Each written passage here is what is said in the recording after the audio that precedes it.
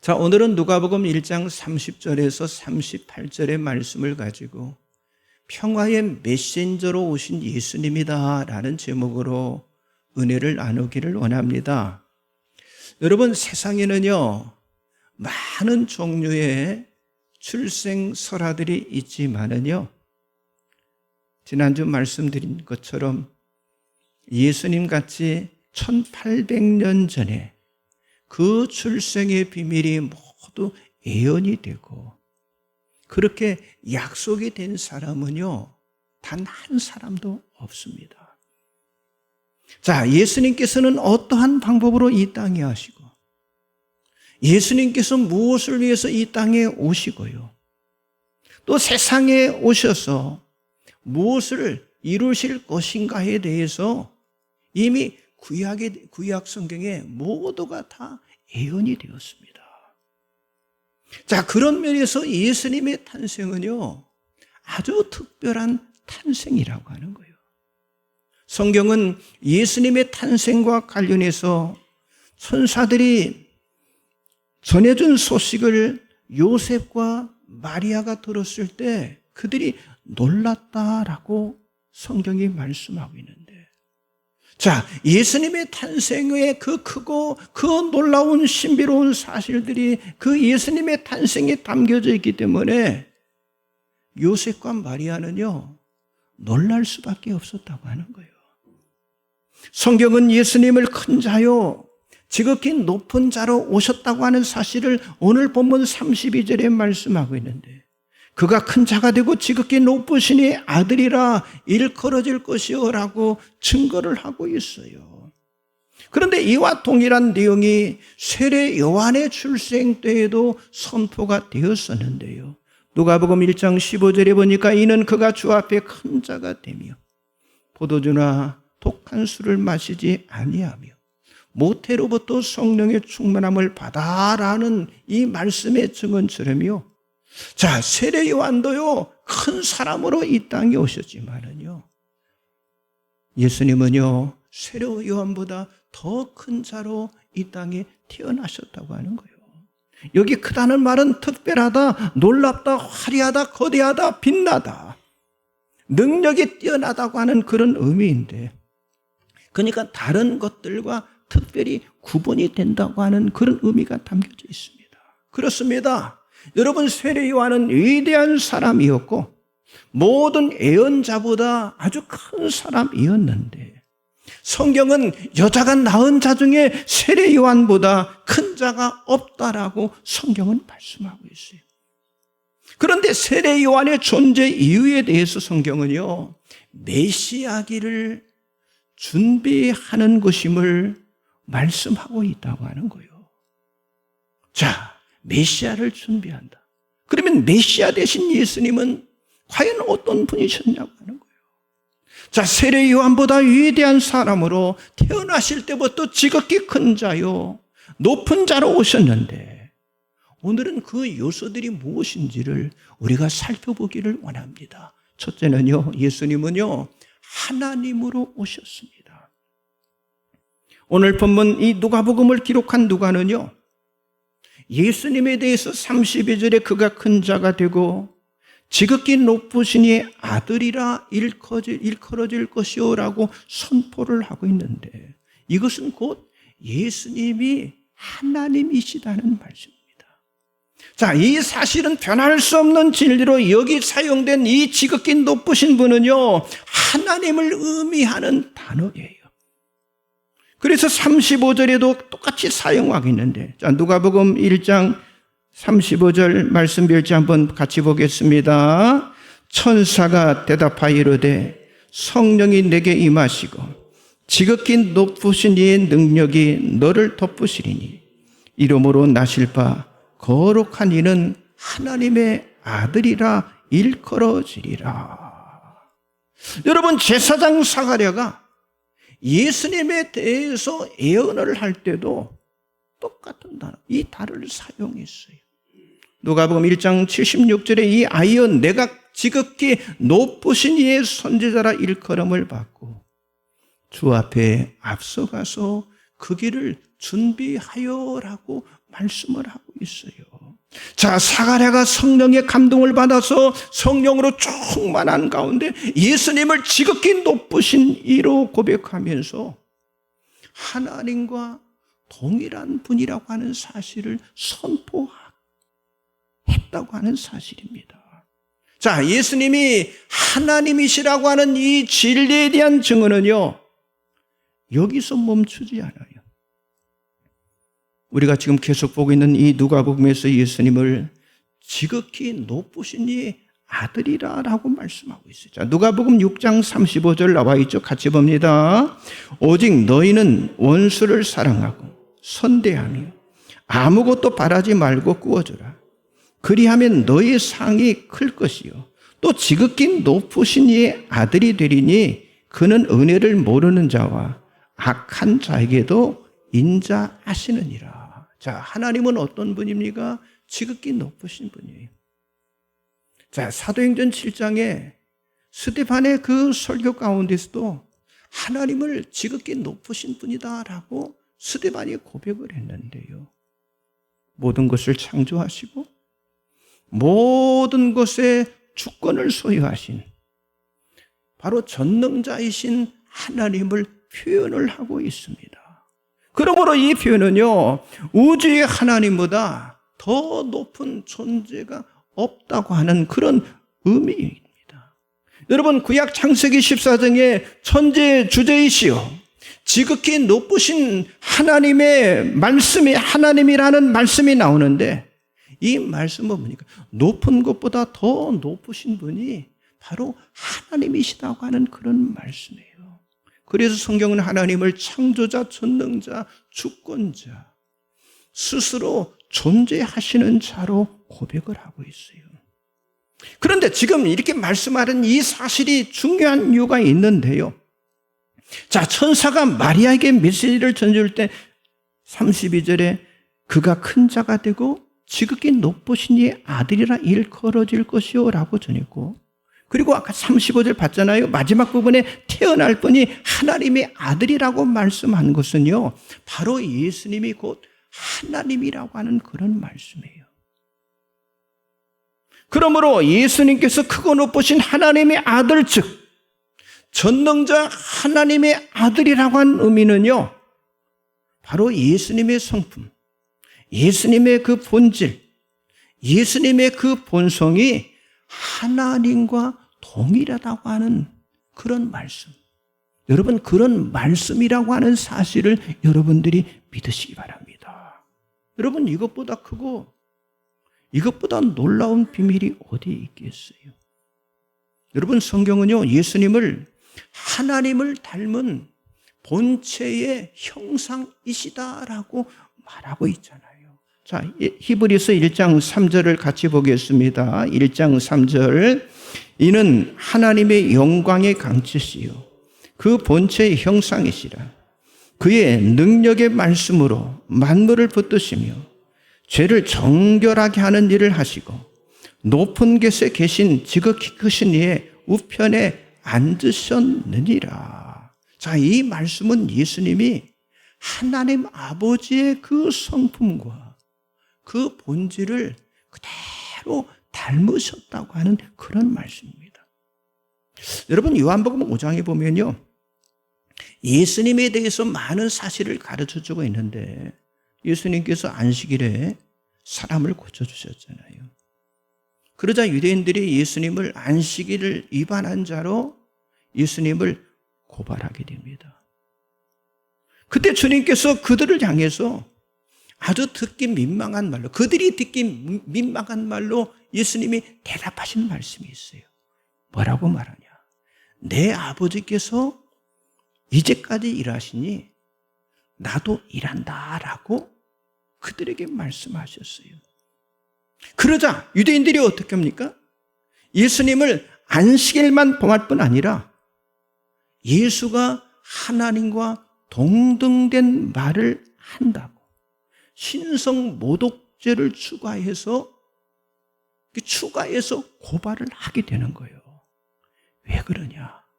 여러분, 유대인들은요, 하나님이 나의 아버지다, 이런 말을 쓰면요, 나의 본질이 하나님과 같다는 의미예요. 이제 그들의 의미는요, 하나님이 나의 아버지다 그러면요, 나와 하나님이 본질이 같다라는 그런 의미입니다. 자, 그리고 이것은요, 천사가 마리아에게 전하려고 했던 그 메시지와 아주 정확하게 동일한 의미였는데, 하나님의 아들 예수님은요, 하나님과 동일한 분이셨고, 그분이 누구의 몸? 마리아의 몸을 통해서 사람의 몸으로 이 땅에 오신 것이고, 그리고 베들레헴 마구간에서 태어나신 거라고 하는 거예요. 자, 얼마나 놀랍고 얼마나 신비한 사건입니까? 그래서 하나님께서 우리들과 함께 하시는 겁니다. 그 이유는요, 인간과 하나님 사이에 막힌 담을 완전히 무너뜨리고 우리를 죄로부터 구원하기 위해서, 하나님과의 새로운 화평의 관계를 이루기 위해서 임마누엘로 하나님이 이 땅에 오신 거예요. 그분이 바로 예수님이라고 하는 거예요. 그러므로 성탄절은요, 하나님이 우리들에게 보여주신, 여러분, 평화의 메신저이라고 하는 사실을 여러분들이 믿으시기 바랍니다. 옆 사람 앞뒤로 좀 인사하세요. 예수님은 하나님으로 오셨습니다. 두 번째는요, 예수님은요, 완전한 사람으로 오셨습니다. 자, 하나님은 원하시기만 한다면 언제든지 이 세상에 오실 수 있는 분이셨는데, 그런데 구약 성경에 보면요, 하나님은 사람의 몸을 빌리지 않고도 세상에 오셨어요. 에덴 동산에서요, 어땠습니까?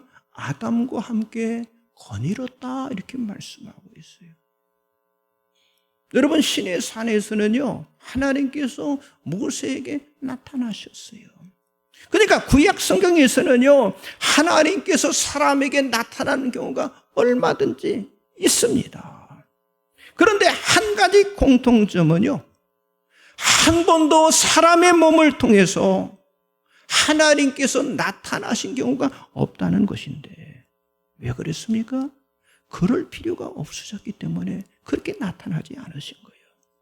그런데 우리를 놀랍게 만드는 사건이 이 베들레헴에서 일어났는데, 자, 1800년 전 하나님께서 1800년 전에 하나님께서 아브라함과 약속하신 그 언약을 하나님께서 성취하셨다고 하는 거예요. 자, 말씀 보세요. 누가복음 1장 31절, 마태복음 1장 23절 같이 봅니다.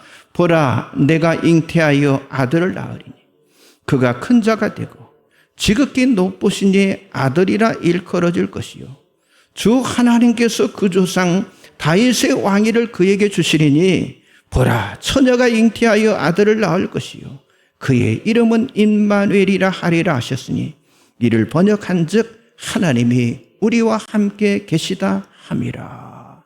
자, 하나님께서 사람의 몸으로 오신다는 소식인데요, 자, 지극히 높으신 이의 아들이 오신다는 사실만큼, 여러분, 그것만큼 신비롭고 그것만큼 오묘한 진리가 없잖아요. 그리고 성경은요, 성령으로 잉태되었다라고 우리들에게 말씀해주고 있어요. 자, 예수님은 우리와 똑같은 모습과 똑같은 방법으로 여러분 베들레헴 땅에 태어나셨다고 하는 거예요. 누가복음 2장 6절 말씀에 보면요, 거기 있을 때 그때에 해산할 날이 찼다라고 성경은 말씀하고 있어요. 그렇습니다. 우리 인간과 똑같이 해산할 날이 된 것으로, 그러니까 정상적인 방법으로 출생을 하신 거예요.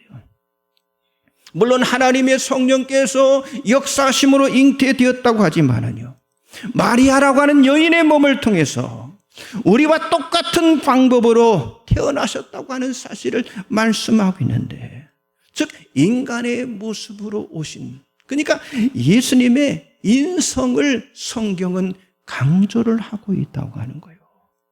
그리고 성경은요, 아주 중요한 말씀을 하고 있는데, 마리아는 마리아의 첫 아들, 마리아의 첫 아들이 바로 예수시라고 하는 사실을 말씀하고 있는데, 누가복음 2장 7절에 보면 첫 아들을 낳아 강보로 싸서 그 위에 뉘었으니 이는 여관에 있을 것이 없음이더라 라고 말씀하고 있어요.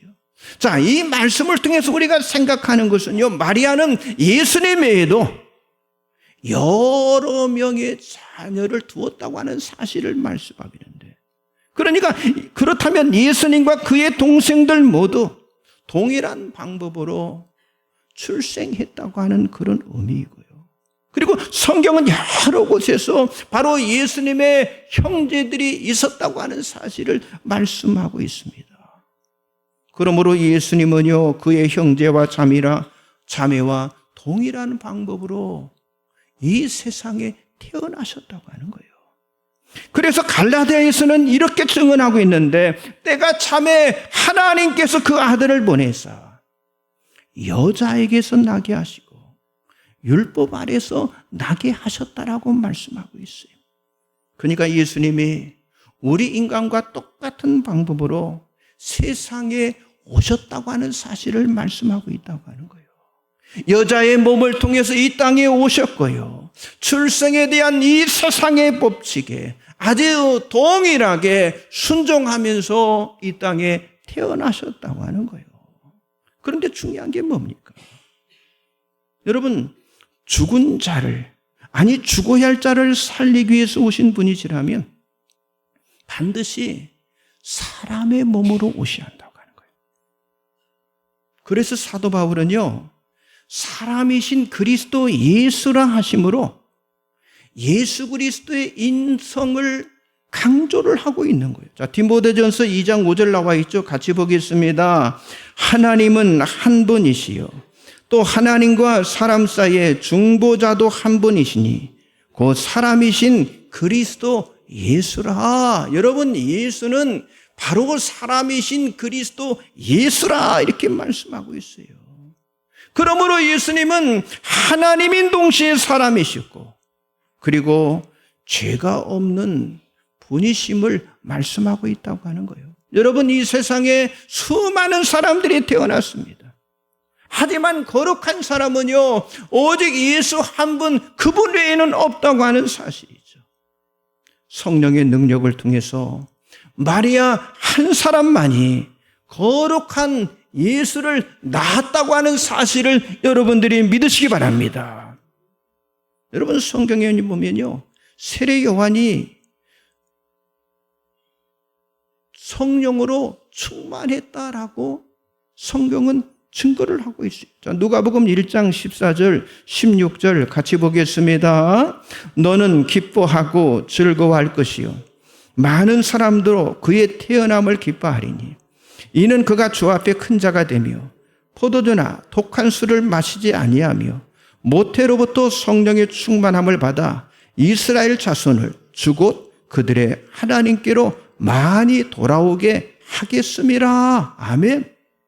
여러분, 예수님께서도 세례 요한을 향해서 누가복음 7장 28절에 여자가 낳은 자 중에 요한보다 큰 자가 없다라고 말씀하셨어요. 여러분, 실제로 세례 요한은요, 모든 사람, 그 시대의 모든 사람들보다 아주 위대한 일을 행하셨어요. 위대한 일을 행했잖아요. 하지만 성경 어디에도 여러분, 세례 요한을 거룩한 사람이다라고는 말하지 않는다고 하는 거예요. 여러분, 세례 요한은 예수님과 같이 완전한 인간이었지만은 세례 요한 자체는 거룩한 분은 아니었다고 하는 거예요.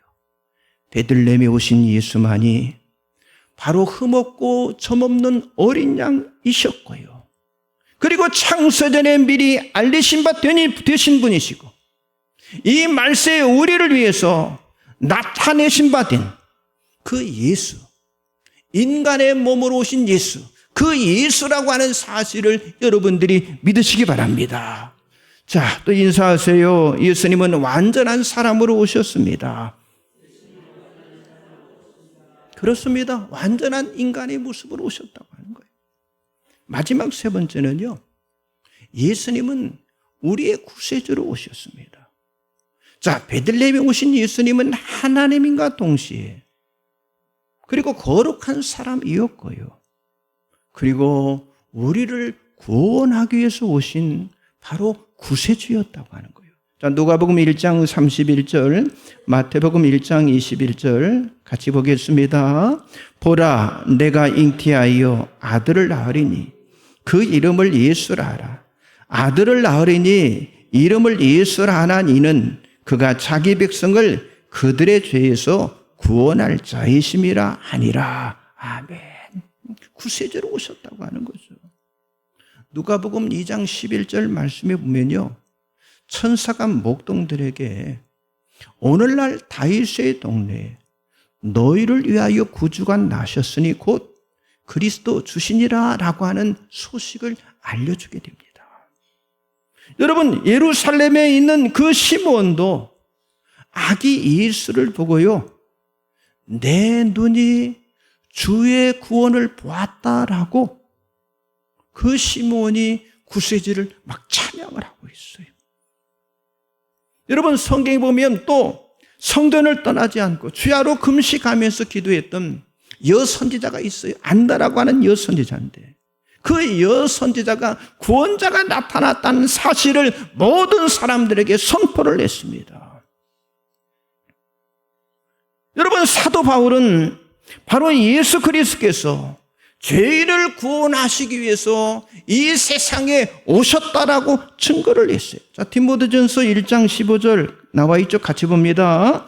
mit보다 모든 사람이 받을 만한 이 말이요, 그리스도 예수께서 구원하시려고 세상에 임하셨다 하였도다.